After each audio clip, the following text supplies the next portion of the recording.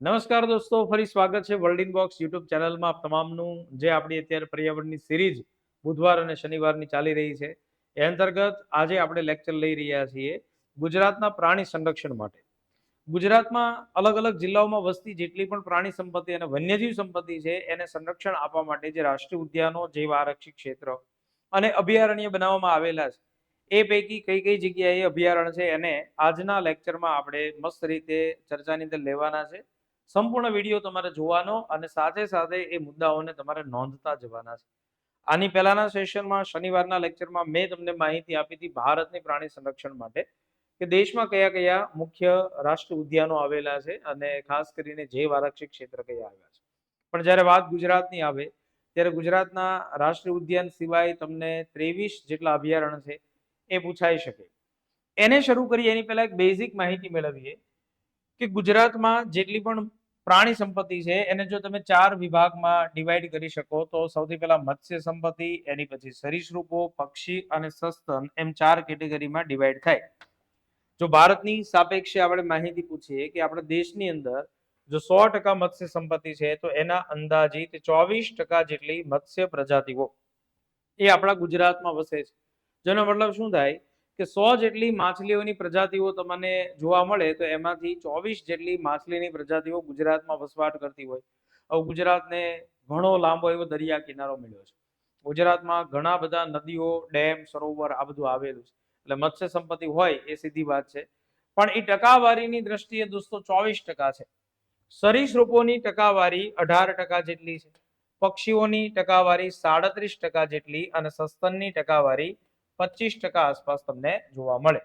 તો હવે અહીંયા તમે જોશો મત્સ્ય, સરીસૃપ, પક્ષી અને સસ્તન એ બધામાં સૌથી વધારે ટકાવારી તમને પક્ષીઓની જોવા મળે 37%. મોસ્ટ ટાઈમ સવાલ બની જાય તમારી માટે કે ગુજરાતમાં જોવા મળતા જે જીવો છે, જે પ્રજાતિઓ છે એમાં કઈ કેટેગરી વધારે છે. હું તમને એક્ઝામ્પલ આપું કે આપણા દેશમાં જે વિભિન્ન પક્ષીઓ છે એની અંદાજિત 1212 પ્રજાતિઓ છે. 1212 પ્રજાતિઓ આપણા દેશની અંદર વસવાટ કરી રહી છે. આ પૈકી જો ગુજરાત રાજ્યની પર્ટિક્યુલર વાત કરવામાં આવે તો સાહેબ એનો આંકડો કેટલો મળશે? અંદાજિત આપણા ગુજરાતમાં 526 પ્રકારના પક્ષીઓ વસવાટ કરે છે. થઈ ગયો આઈએમપી મુદ્દો તમારી માટે. તો ટકાવારીની દ્રષ્ટિએ તમે ગણો તો લગભગ પક્ષીઓ 37% જેટલા તમને જોવા મળશે આપણા ગુજરાતમાં. સાહેબ આ 526 પ્રકારમાં જો હું તમને અમુક એક્ઝામ્પલ આપું તો તમને સુરખાબ જોવા મળે. સુરખાબ નામનું પક્ષી કે જેને આપણે ફ્લેમિંગો કહેતા હોઈએ. સાહેબ આપણા ગુજરાતમાં તમને ટોકડાર એટલે કે ઇન્ડિયન બસ્ટર્ડ જોવા મળે. ઇન્ડિયન બસ્ટર્ડ જોવા મળે. ગુજરાતમાં ચિલોત્રો નામનું પક્ષી જોવા મળે.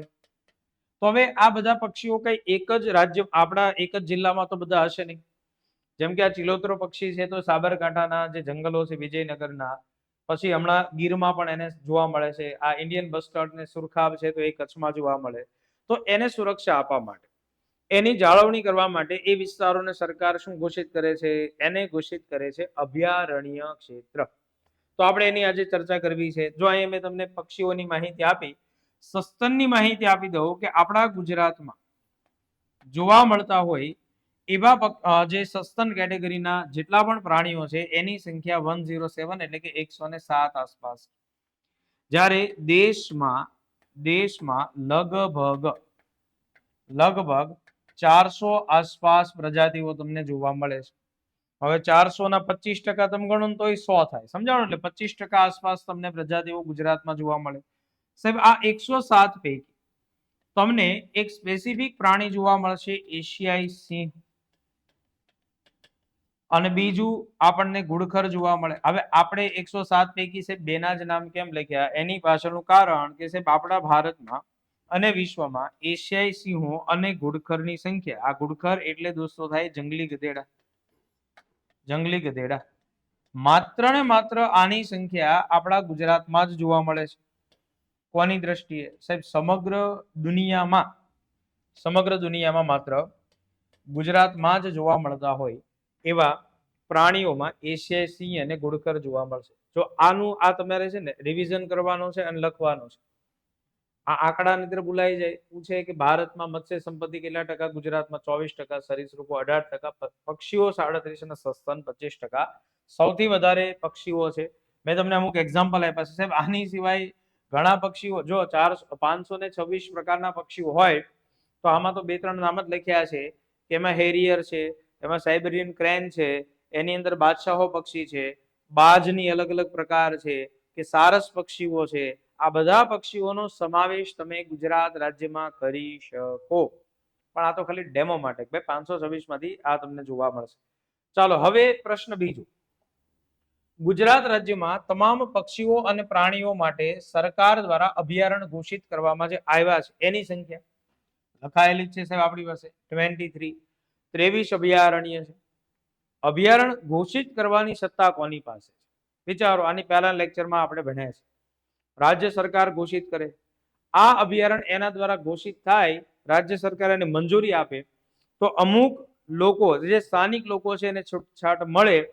બાકીના લોકો એની અંદર કોઈ ગતિવિધિ કરી શકતા નથી. સ્થાનિક લોકો ખેતી કરી શકે, પશુપાલન કરી શકે, આર્થિક પ્રવૃત્તિ નાની મોટી કરી શકે, પણ એની સિવાય એ વિસ્તાર પ્રતિબંધિત હોય.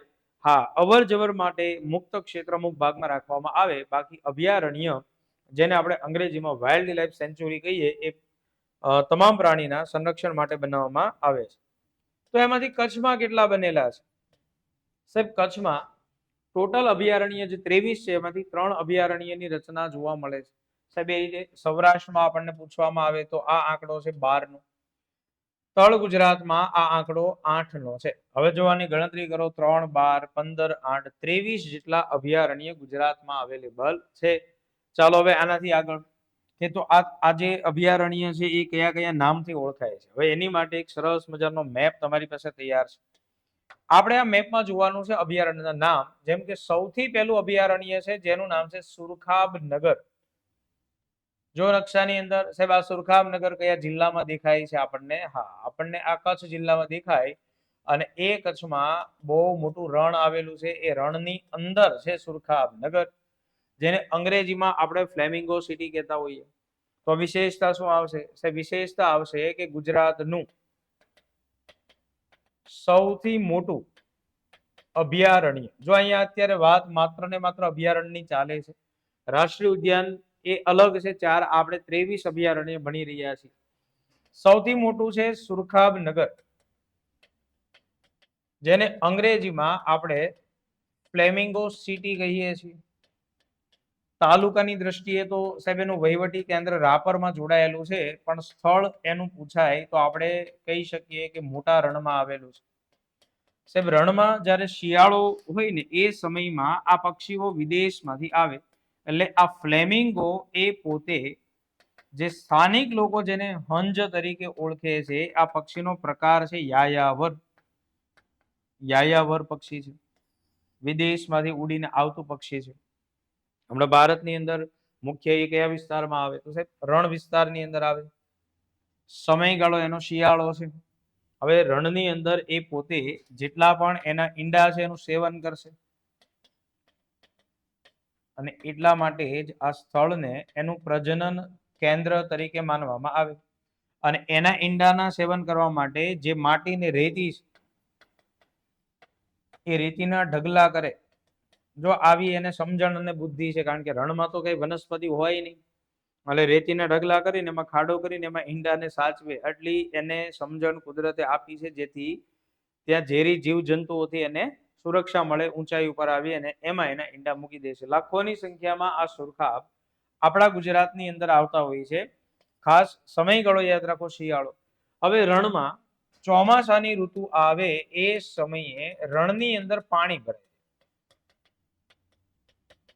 આ પાણીમાં, આ સરોવરમાં ઘણા બધા નાના મોટા જળચરોનો વિકાસ થાય.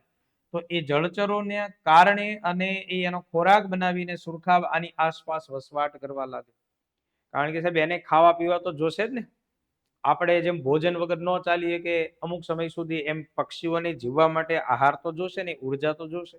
તો ઉર્જા લાવશે ક્યાંથી? તો કઈ મોલમાં ખરીદી કરવા જશે નહીં. સુરખાબ ને સુરખાબી હાલો આપણે જઈ મોલમાં, એને તો ખરીદવાનું જ.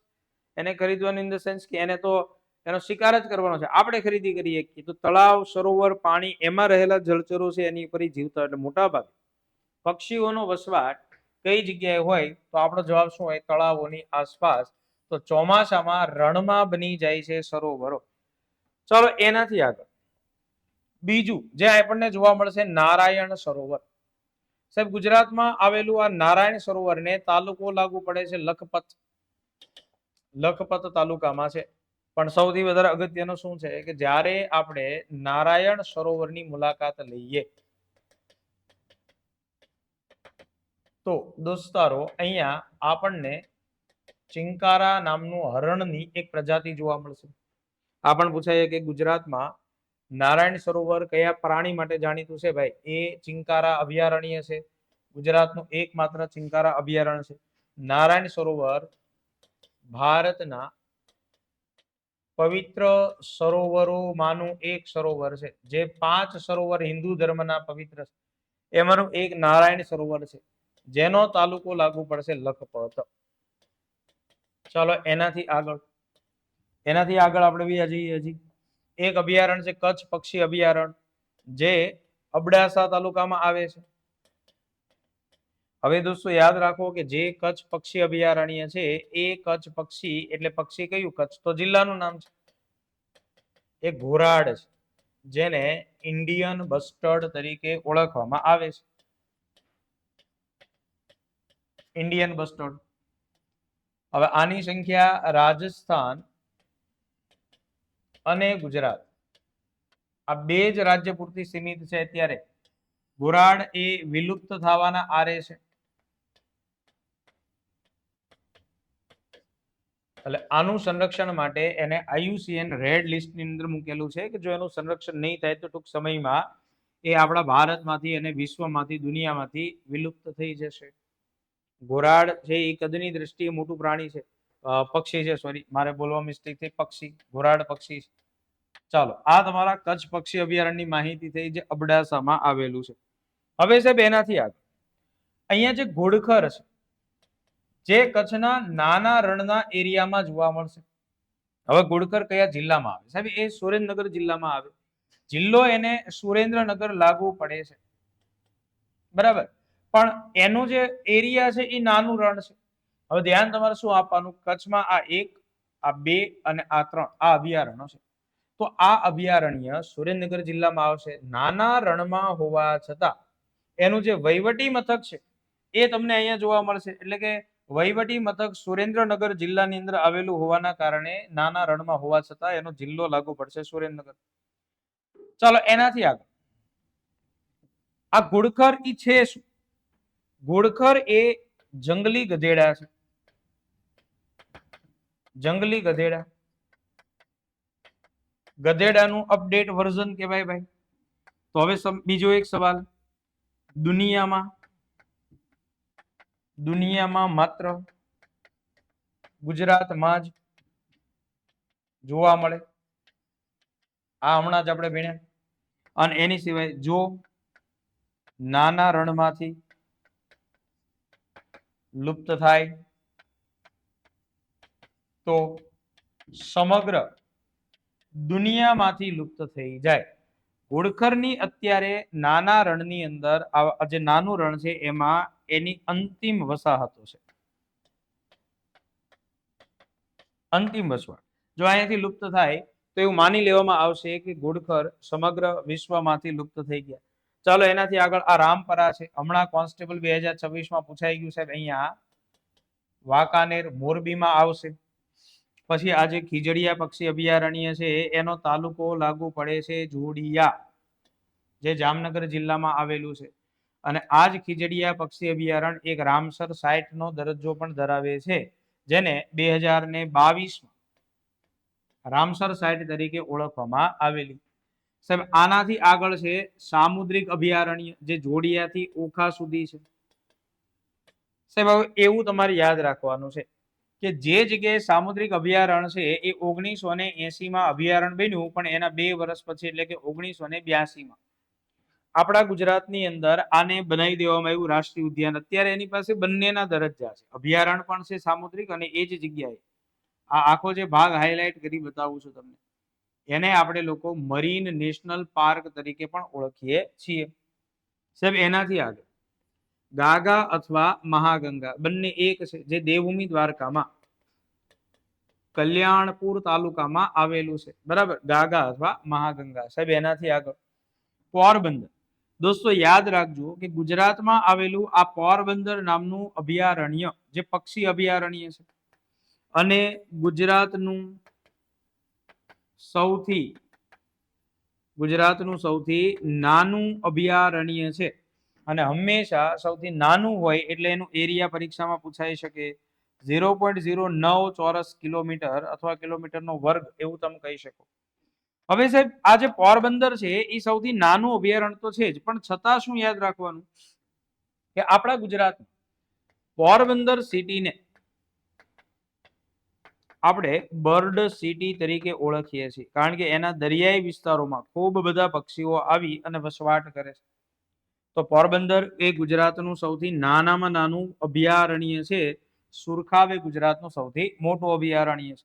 હવે હું છે ને જેની નીચે અંડરલાઈન કરું છું જુઓ, જે એક છે બરડો, એક છે ગિરનાર, એક છે ગીર, એક છે મિતિયાલા અને એક અભયારણ્ય છે પાણિયા. સાહેબ આ પાંચે પાંચ અભયારણ્ય ગુજરાતમાં સિંહ માટેના અભયારણ્ય છે. મુખ્ય સિંહ માટે અભયારણ્ય છે, જેમાંથી આ બરડો આવેલો રાણા વાવમાં છે પોરબંદર, ગિરનાર છે જુનાગઢમાં, જે ગુજરાતમાં 2008ના વર્ષે એને બનાવવામાં આવ્યું, એટલે ગિરનારનો જે પહાડ છે, જેમ એ ગિરનારનો આખો પહાડી ક્ષેત્ર ડુંગરાળ પ્રદેશ છે, એ જ પોતે એક અભયારણ્ય છે. સાહેબ ગીર 1965માં બન્યું અને આ ગીરની વિશેષતા એ છે કે ગુજરાતનું સૌ પ્રથમ અભયારણ્ય બને છે. ગુજરાતનું સૌ પ્રથમ અભયારણ્ય કોઈ બન્યું હોય તો એનું નામ છે ગીર, જે 1965માં બન્યું હતું. અને એ જ જગ્યા જો અત્યારે યાદ રાખો કે જે અહીંયા સાહેબ આકૃતિ બતાવે છે, માની લો કે આ ગીરનું આખું જંગલ છે, જે 1412 ચોરસ કિલોમીટર એરિયા ધરાવે છે. આની અંદર આ જે આખો વિસ્તાર છે, આની અંદર બીજો ભાગ બતાવી રહ્યો છું. હવે દોસ્તો જુઓ તો આ ભાગ અને આ જે વિસ્તાર છે બાકીનો ભાગ એ, બરાબર, આ ભાગ અને આ વિસ્તાર,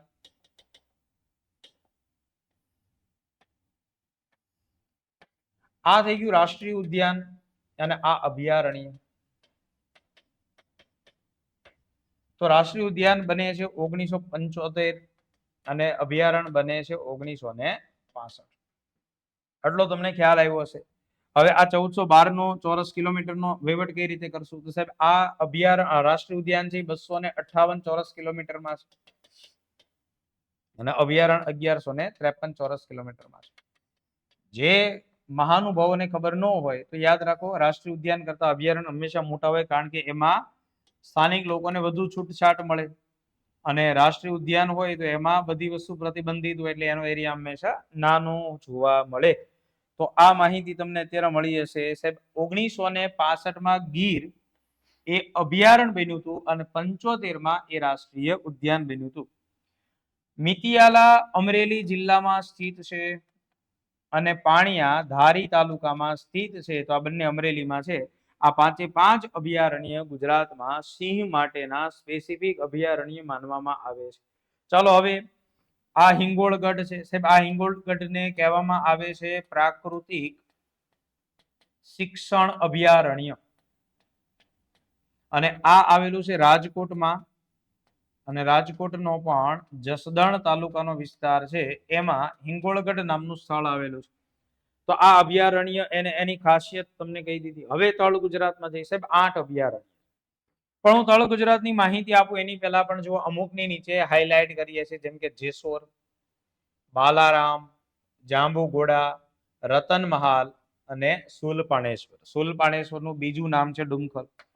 આ જેટલાની નીચે હાઇલાઇટ કર્યા છે દોસ્તો યાદ રાખો, આ બધા રીંછ અભયારણ્ય છે, જેની નીચે સાહેબે હાઇલાઇટ કર્યું છે. આ જગ્યાઓને રીંછ અભયારણ્ય કહેવામાં આવે. તો ગુજરાતમાં એવા રીંછ અભયારણ્ય 5 છે. સિંહ અભયારણ્ય 5 હતા અને રીંછ અભયારણ્ય 5 છે. જેમાંથી આ જેસોર આવેલું છે બનાસકાંઠાના અમીરગઢ તાલુકામાં, બાલારામ પાલનપુરમાં છે, જાંબુઘોડા પોતે પંચમહાલ જિલ્લામાં છે, આજે રતનમહાલ દાહોદમાં છે. અત્યારે હાલમાં રતનમહાલ રીંછ સિવાય જે વાઘની કાયમી વસાહત અહીંયા શરૂ થઈ એની માટે પણ આપણા ગુજરાતમાં, ભારતમાં, આખા ભારતમાં રતનમહાલ અત્યારે ચર્ચામાં આવ્યું, કારણ કે વાઘ આપણું રાષ્ટ્રીય પ્રાણી છે અને એના જતન માટે દોસ્તો પ્રોજેક્ટ ટાઈગર ચાલે છે. વાઘની સંખ્યા ધરાવતા રાજ્યને ટાઈગર સ્ટેટ કહેવાય. તો સૌથી વધારે વાઘની સંખ્યા મધ્યપ્રદેશમાં છે. ગુજરાતમાં વાઘ હવે જોવા મળ્યું એટલે ગુજરાત 19મું રાજ્ય થઈ ગયું જેમાં વાઘની સંખ્યા હોય. સોલપાણેશ્વર અથવા ડુમખલ નર્મદાના કાંઠે, એ નર્મદા જિલ્લામાં ડેડિયાપાડા તાલુકામાં સ્થિત છે. તો એ પણ આપણે યાદ રાખીએ. અને એ પણ રીંછ અભયારણ્ય છે. ત્યાં સરસ મજાના નર્મદા પર ધોધ આવેલું છે, મંદિર આવેલું છે અને ગામ છે ડુમખલ. સાહેબ અહીંયા એની સિવાય આગળ તમે વધો એટલે હવે એની સિવાયનું જોવા મળશે પૂર્ણા. આ પૂર્ણા ડાંગ જિલ્લામાં આહવા ખાતે આવેલું છે. પણ એની વિશેષતા એવી તમે કહી શકો ભાઈ એ જનરલ વન્યજીવ માટેનું અભયારણ્ય છે. સાહેબ એ રીતે નળ સરોવર, જે નળ સરોવરનો મોટા ભાગનો વિસ્તાર અમદાવાદ જિલ્લામાં છે અને થોડો ઘણો સુરેન્દ્રનગરમાં વિસ્તાર છે. આ ગુજરાતમાં ખૂબ જાણીતું પક્ષી અભયારણ્ય છે. અને એની સાથે સાથે યાદ રાખજો કે ગુજરાતની પ્રથમ રામસર સાઇટ પણ છે. ગુજરાતની પ્રથમ રામસર સાઇટ. આખા ગુજરાતનું સૌથી મોટું કુદરતી તળાવ નળ સરોવર છે દોસ્તો. તો એ નળ સરોવર એ પોતે સૌથી મોટા તળાવ સિવાય, પક્ષી અભયારણ્ય સિવાય ગુજરાતની પ્રથમ રામસર સાઇટ જેને 2012માં ઘોષિત કરવામાં આવેલું. અને હવે એનાથી આગળ તમે જુઓ એક બાકી રહે છે થોળ. આ સાહેબ થોળ મહેસાણાના કડી તાલુકામાં છે. બરાબર છે, મહેસાણા જિલ્લો અને કડી તાલુકો. થોળ પોતે 2021માં રામસર સાઇટ બની ગઈ હતી. તો આ છે આપણા ગુજરાતના જાણીતા એવા અભયારણ્ય. તો એવું બની શકે સાહેબ ઘણા બધા જિલ્લાઓ કે જેમાં કોઈ અભયારણ્ય આવેલું હોય નહીં. એવું બની શકે, જેમ કે ભાવનગરમાં નથી, ભરૂચમાં નથી, આણંદમાં નથી, બરાબર, ખેડામાં નથી. અહીંયા આ તમે જાઓ નવસારી વલસાડમાં નથી. નવસારીમાં વાંસદા નેશનલ પાર્ક છે, ભાવનગરમાં વેલાવદર નેશનલ પાર્ક છે, બોટાદ જિલ્લામાં નથી, ઉત્તર ગુજરાતમાં તમે જાઓ તો વાવથરાદમાં નથી, પાટણમાં નથી, બરાબર, ગાંધીનગરમાં કોઈ નથી. હા, ગાંધીનગરમાં ઇન્દ્રોડા નેચર પાર્ક છે, નેચરલ પાર્ક. હવે અત્યારે હાલમાં એક બીજી પણ માહિતી તમને આપી દઉં કે જે જગ્યાએ મોટું રણ છે સુરખાબનગર છે એની નજીકમાં એક સ્થળ આવેલું છે જેનું નામ છે છારી ઢંઢ. આ એક વેટલેન્ડ હતું, એટલે કે કુદરતી તળાવ, એટલે આરક્ષિત કરેલું હતું સરકારે 2008માં, પણ એ અભયારણ્ય નહોતું. છારી ઢંઢને આપણે કન્ઝર્વેશન રિઝર્વ તરીકે ઓળખતા હોઈએ. એ જ જગ્યાને અત્યારે હાલમાં રામસર સાઇટનો દરજ્જો પ્રાપ્ત છે. આ ગુજરાતની સૌથી છેલ્લી રામસર સાઇટ છે. પણ આ બાકીના અભયારણ્ય તમારા સ્ક્રીન ઉપર તૈયાર છે. તો આને તમારે લોકોએ જોડકામાં ફેઝ કરવાના થશે. કયું અભયારણ્ય કયા જિલ્લામાં આવેલું છે અને કયા પક્ષી કે પ્રાણી માટે જાણીતું છે, આની આપણે ચર્ચા કરી.